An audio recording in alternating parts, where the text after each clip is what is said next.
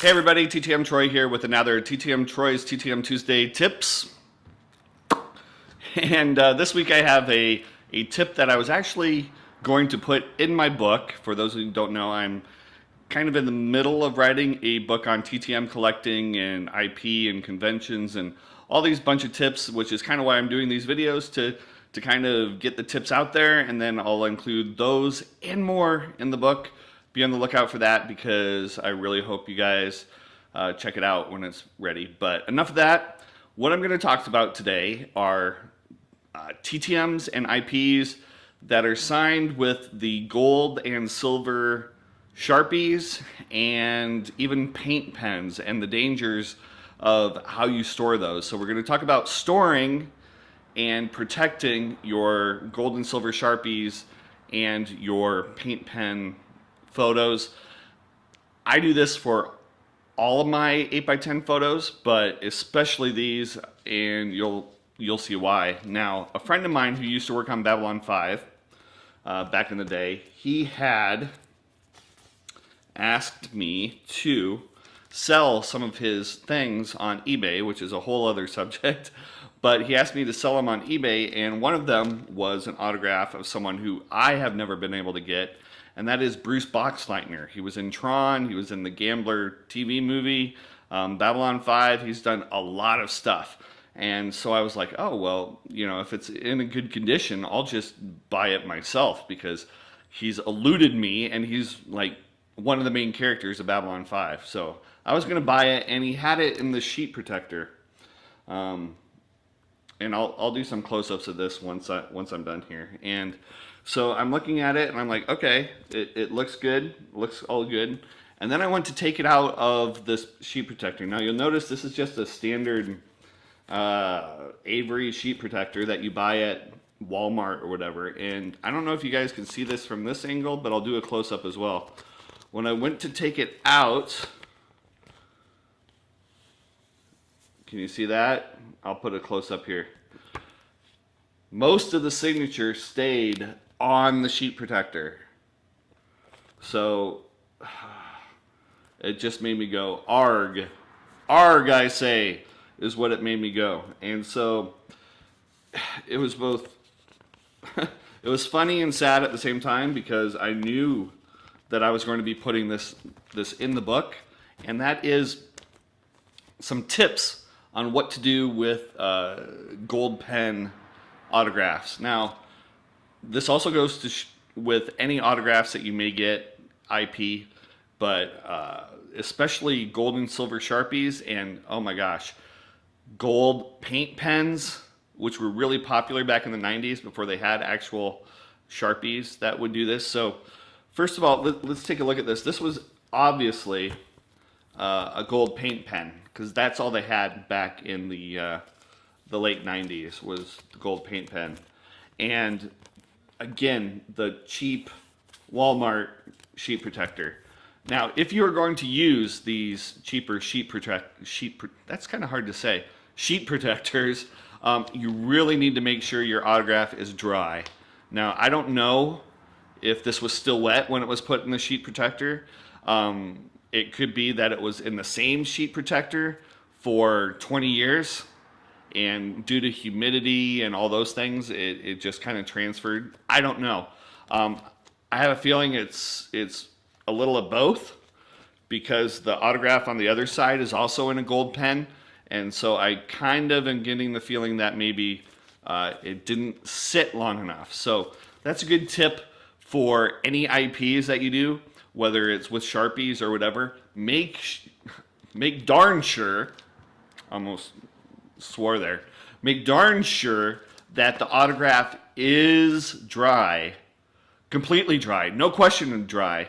You know, even if it's 15 minutes, wait a little longer for it to dry before you put it in any kind of protector, whether it's sheet protectors or anything else. Just make sure the thing's dry. If I'm doing IP, I usually carry the photo around carefully with me for about half an hour or an hour before I even try to put it in anything, just to make sure that the thing's dry. I'm going to put this down for right now. Which brings me to IPs. A lot of people, and they actually sell these at a lot of cons now. These are the 8x10 top loaders, and these are really good temporarily. Again, I'd wait as long as you can before you put these in there, but because these compress and they're so snug to your photo, I would use these to transport the photo home and then immediately take them out of here. I would definitely not recommend these 8x10 top loaders for archival storage at all, because even some that I've gotten through the mail or in that that wrestling box that I opened a few months ago, the photos were sticking to the sheet protector already, and I was really scared when you took them out of there. Because anyway, short time yes, long time no. So what about long time storage? What do you do? Well, I'll tell you what I do.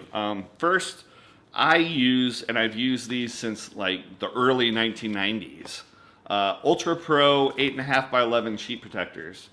These are the best. They're really clear. They hold up well over the years, and they're like the standard for archival purposes there. Now you can also get 8x10 size from BCW, and they're the same as the other ones, but they took out a little bit on the bottom. They encased it so it fits an 8x10 photo. I don't like these as much because of this next thing, and that is the acid-free backing. Now these are magazine backing boards, and so the magazine backing boards are 8.5 by 11, right? And so they fit the Ultra Pros perfectly. And these are the same things that I actually send autographs out in to protect them. But if you use the 8x10, they're too small and you have to cut them. So I prefer the Ultra Pros because they're set it and forget it, basically. But again, you need to make sure that everything's dry. And these silver and gold Sharpies, much better. The paint pens, you'll know they're paint pens because you have to shake them before you use them, and they come out globby sometimes on signatures. Sometimes it's all people have. Sometimes it's the best thing for an autograph. But if possible, use the gold and silver Sharpies. Make sure it's dry, and then grab some magazine backing boards. They're on eBay. They should be at any comic book shop. They're called magazine backing boards, but I really like them. And grab some 8. I would go for the 8.5 by 11 sheet protectors, or the binder. I don't know their official name, but from Ultra Pro. Card shops have them. I saw them the other day in Burbank Sports Cards, so I know they're pretty readily available, and if not, there's always Amazon. So yeah, so that is my TTM tip for TTM Tuesday, is make sure that the autographs are dry before you do anything with them. If you're using an 8x10 top loader, make it temporary to protect your photos until you get home, and then transfer them to the Ultra Pro or BCW sheet protectors with the backing board. But again, make double sure that they're dry, because you don't want to have happen what happened with that Bruce Boxleitner photo. So hope this tip was good for you. And again, it's just a sample of some of the things I'm also going to be going through in the book. I'm still writing it, so I have about 3 chapters left, which is a lot. So it's probably going to be October, November-ish.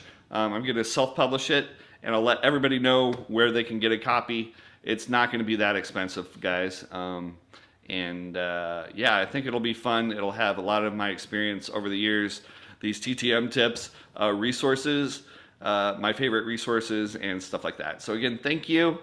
Please like, share, comment, and whatever the other thing was, like, share, comment, subscribe. That's like the most important thing. But be looking for a new article on Mike the Fanboy tonight. MikeTheFanboy.com for the next addresses, and hopefully I'll have more successes like that giant mail day I had on my birthday yesterday. So again, thank you, and we'll talk to you later, okay? All right, bye-bye.